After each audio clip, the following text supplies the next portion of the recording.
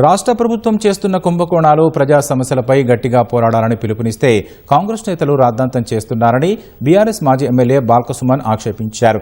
తెలంగాణ బొగ్గుగని కార్మిక సంఘం సమావేశంలో తాను చేసిన వ్యాఖ్యలను వక్రీకరించారని చెప్పారు.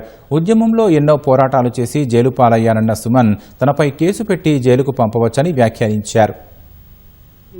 40 లక్షల టన్నుల బొగ్గు మాయమైంది. దాని విలువ సుమారు 1600 కోట్లు. దాని నుంచి ప్రజల దృష్టిని మరల్చడానికి ఈ కాంగ్రెస్ పార్టీకి సంబంధించినటువంటి ప్రభుత్వ పెద్దలు నేను మాట్లాడినటువంటి అంశాల్లో ఒక ఫ్యాబ్రికేటెడ్ వీడియో తయారు చేసి దాన్ని నిన్న సాయంత్రం నుంచి సోషల్ మీడియాలోకి వదిలి ఇవాళ డీజీపీకి నా మీద పోయి కంప్లైంట్ ఇచ్చేంత వరకు కాంగ్రెస్ పార్టీ ఎమ్మెల్సీలు గంత తీరిగ్గున్నారు. నా మీద పోయి కంప్లైంట్ ఇచ్చారు. సుమోటోగా కేసు పెట్టాలట నా మీద. కాంగ్రెస్ పార్టీ మంత్రులు రాష్ట్రంలో వడ్ల గురించి మాట్లాడరు, మక్కల గురించి మాట్లాడరు, మేము అడిగిన ప్రశ్నలకు జవాబులు చెప్పరు. వాళ్ళు కూడా బిజీ ఉన్నారు. బాల్కసుమన్ వెంటనే తక్షణమే అరెస్ట్ చేయాలట. మీరు నా మీద పెట్టే దృష్టి మేము అడుగుతున్న సింగరేణి సంస్థ మనుగడ మీద పెట్టండి అని అడుగుతున్నా.